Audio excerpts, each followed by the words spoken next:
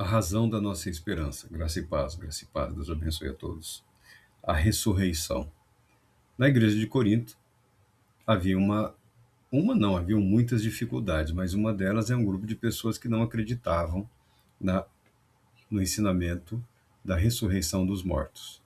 E provavelmente essas pessoas estavam ensinando na igreja as suas opiniões ou as suas limitadas convicções, criando embaraço, criando dificuldades para o crescimento espiritual normal, natural na igreja de Cristo Jesus. De cristãos terem dificuldades em relação a uma ou outra doutrina, isso não é novidade, nunca o foi e nunca o será. Mas a igreja de Corinto estava a tal ponto fragilizada, fragmentada, que essas pessoas, apesar das suas limitações no tocante à fé, estavam estavam atuando livremente. O apóstolo Paulo, na sabedoria que a ele foi concedida, ele usa o problema, ele usa da dificuldade para reconduzir a igreja à verdade. E ele passa a falar sobre a razão, sobre a esperança da nossa fé.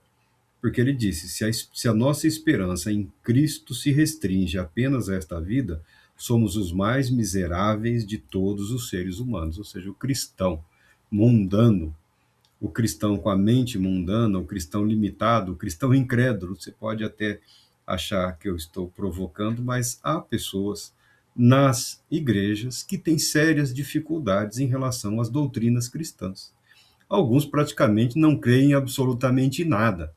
É um completo mistério o que elas fazem nas igrejas. Às vezes está indo acompanhar a esposa, acompanhar o marido, porque gosta da música, ou porque é bem tratado, o ambiente é agradável, eu não sei dizer ao certo. Eu não sei dizer ao certo. Mas quando se tem oportunidade para conversar mais livremente com essas pessoas, você acaba descobrindo que um não acredita na encarnação, o outro não acredita na ressurreição, o outro não acredita que Jesus Cristo voltará, o outro não acredita na vida eterna. Você fala: Deus do céu, misericórdia. O que é isso? Isso é a igreja. Isso é a igreja. Quanto mais a gente aprende, quanto mais a gente vive, passamos a vislumbrar todas as dificuldades. E o que isso nos ensina? Que a verdade precisa ser ensinada incansavelmente, que a palavra de Deus precisa ser transmitida, pregada, a tempo e fora de tempo, quer ouçam ou quer deixem de ouvir, porque a palavra de Deus, como a própria palavra declara, não retornará para Deus vazia. A semente plantada dará fruto no momento e na ocasião correta. O que não pode é permitir-se que as pessoas que têm as suas limitações no tocante às doutrinas da igreja cristã, sejam elas expositoras ou guardiãs de alguma verdade. Na verdade, porque essas pessoas serão expositoras das dúvidas, das incredulidades, das suas próprias limitações. Ao invés de criarem espaço para o crescimento, amadurecimento, desenvolvimento, para a atuação do Espírito Santo, estarão agindo de forma contrária, limitando a ação do Espírito Santo, criando constrangimentos à atuação do Espírito Santo, porque nas suas vidas elas têm as suas limitações. Então, a importância do resgate das verdades doutrinárias da fé cristã, não só num período ali de formação, de preparação, mas isso deve ser exposto de forma contínua e regular. Para aqueles que estão sempre querendo aprender, sempre há o que ser transmitido e sempre estarão dispostos a aprender mais. Não há motivos para que o ministério de ensino seja limitado. E o apóstolo Paulo passa a falar, continua falando da ressurreição. Nós estamos falando da carta dele aos Coríntios, a primeira carta. Estamos no capítulo 15, o capítulo 15, a partir do 20º versículo, ele fala da seguinte maneira: No entanto, em realidade, Cristo ressuscitou dentre os mortos, sendo ele o primeiro dos frutos dentre aqueles que dormiram. Quando ele usa a palavra dormiram, é uma referência à morte. Então, por que ele não fala morte? Porque ele fala dormindo. Porque ele usa a expressão aqueles que dormem em Cristo. A resposta para isso está logo adiante. Porque assim como a morte veio por um homem, da mesma forma, por um homem veio a ressurreição dos mortos. Porquanto, assim como em Adão todos morrem, e em Cristo todos serão vivificados. Contudo, cada um por sua vez. Cristo, o primeiro. Logo depois, os que são de sua propriedade na sua vinda. Então virá o fim, quando ele entregar o reino a Deus, o Pai, depois de ter destruído todo domínio, potestade e poder. Porque é necessário que ele reine até que absolutamente todos os seus inimigos sejam prostrados debaixo de seus pés. E o último inimigo que será destruído é a morte. O último inimigo que será destruído por Cristo Jesus é a morte. Por isso ele fala que aqueles que morreram, aqueles que viveram na fé, pela fé em Cristo Jesus e morreram, ele não usa a palavra morreram, ele usa a palavra adormeceram, aqueles que dormiram, porque o apóstolo Paulo está fazendo oposição ao ensinamento da incredulidade. O apóstolo Paulo está fazendo oposição ao ensinamento do erro, do engano, ou seja, aquele grupo de pessoas que ensinavam que não há ressurreição. Paulo fala sim, e essa é a razão da nossa fé, a ressurreição dos mortos para a vida eterna. É só a ressurreição, porque todos ressuscitarão, não precisa ficar preocupado. Ressuscitar, todos ressuscitarão. Agora, para participarem do reino eterno do Pai, aí tem aí a chamada porta estreita. Aí não será para todos, será para todos os que creem, para todos os que se submetem, para todos os que obedecem, tá bom? Por isso o apóstolo Paulo usa a palavra dormir para a morte, como um adormecimento, porque ele afirma pela fé que a morte, que é o último inimigo, o último dos inimigos será destruído. E o último inimigo que será destruído é a morte.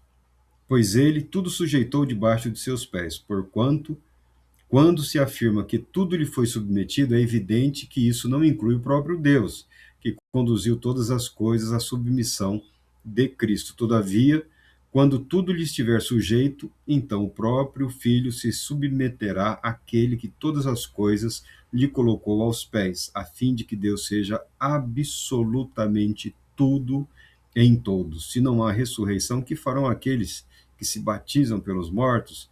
Se de maneira alguma os mortos não ressuscitam, por qual razão então se batizam em benefício deles? De igual modo, nós mesmos, porque estamos nos expondo a perigos o tempo todo, o apóstolo Paulo passa a apresentar a razão da sua vida, do seu ministério, da sua dedicação, do seu empenho. De onde vem a força? De onde vem essa? Hoje em dia usam a palavra resiliência, né? Mas de onde vem essa determinação, essa coragem, a ponto de se submeter a afrontas, desprezo, humilhação, rejeição, prisão injusta, espancamento, tortura, e no outro dia levantar e continuar pregando o Evangelho de Cristo Jesus?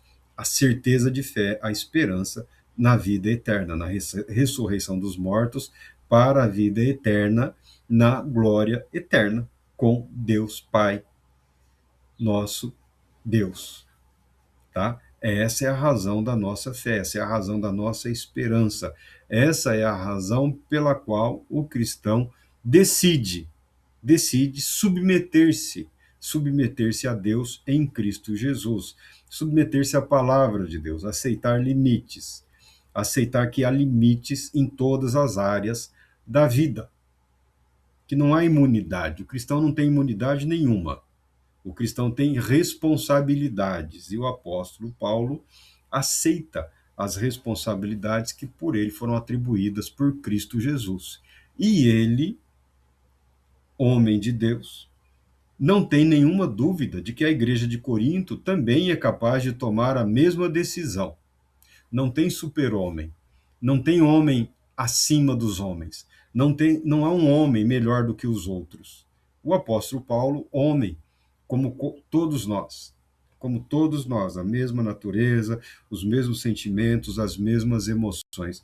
O que mudou na vida dele? Ele se permitiu viver de acordo com aquilo que ele acreditou.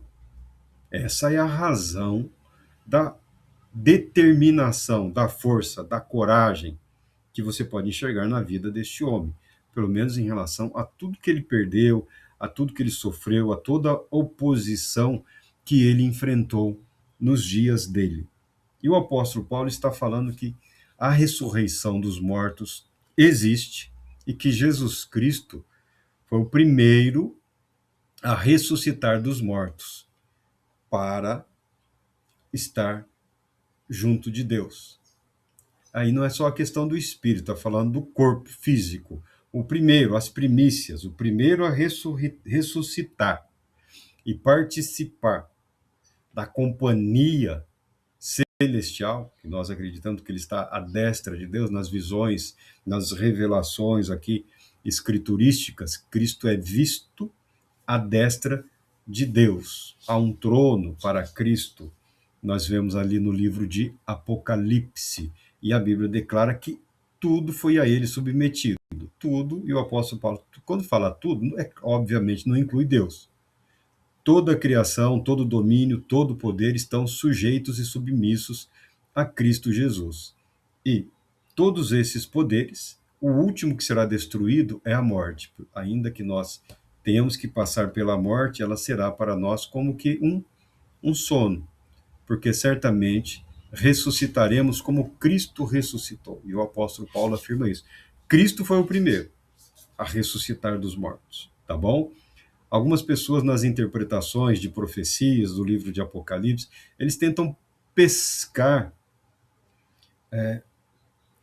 outros personagens escriturísticos como tendo ressuscitado dos mortos, ou alegando que essas pessoas estão à destra do Pai. Agora, depois da ressurreição de Cristo, nós não temos nenhuma dúvida, porque a Bíblia fala que depois que Cristo ressuscitou, muitos santos também ressuscitaram e foram vistos na cidade de Jerusalém, foram vistos por muitos ali, tá?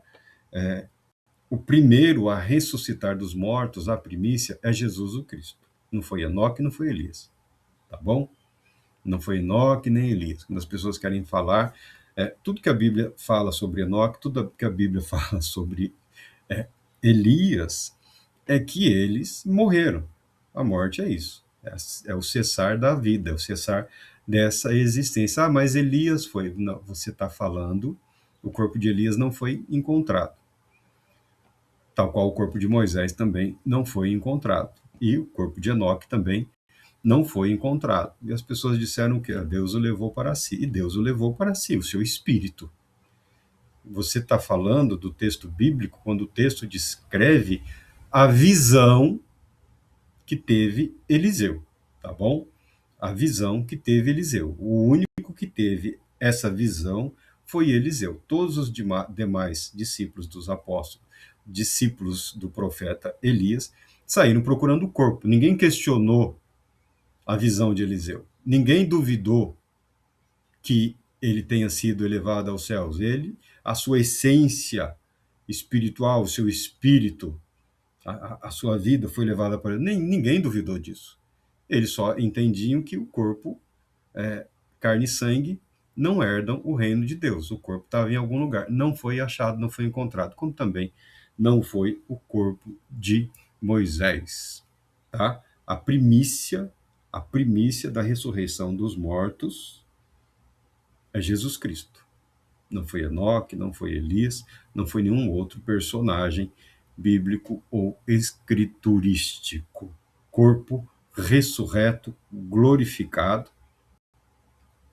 nos céus, Cristo Jesus foi o primeiro, foi o primeiro. Isso é muito importante, tá bom? Isso não é irrelevante, não. O cristão não pode diminuir a glória de Cristo.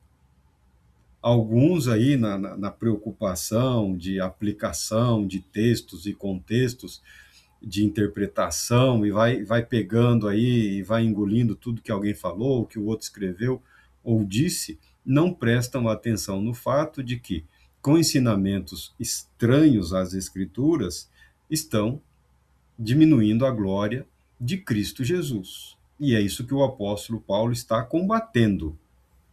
na igreja de Corinto, as pessoas que negavam a ressurreição dos mortos. Olha, se você tem como negar a ressurreição dos mortos, é a mesma coisa que é o mesmo que negar a ressurreição de Cristo Jesus.